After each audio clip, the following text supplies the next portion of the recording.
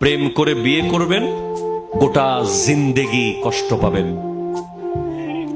কথা আবার শুরু হয়ে গেছে, আরো জোরে কর না, ঠিক কিনা কর না।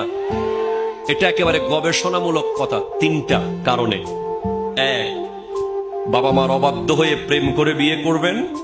প্রেমের বিয়ে, ওই মেয়ে 5 বছর ধরে আপনাকে চিনে, স্বামী হিসেবে সে আর আপনাকে সম্মান করবে না। আগাগোড়া সে আপনার সব জানে।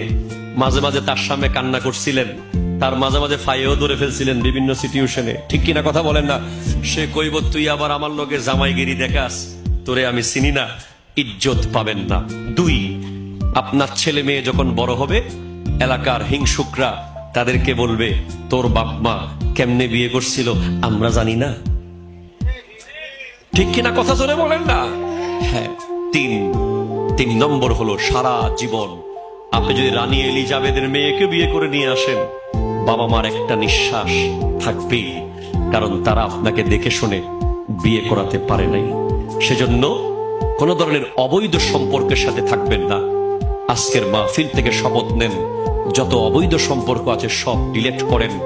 আল্লাহর কাছে চান, আল্লাহ তুমি আমার জন্য একটা সতী সাধ্বী নেককার আবেদা সালেহা মেয়ের ব্যবস্থা করে দিও, যে আমার সংসারকে সুন্দর করবে, আমাকে তাকওয়ার উপরে রাখবে, আমাকে স্বামী হিসেবে শ্রদ্ধা করবে।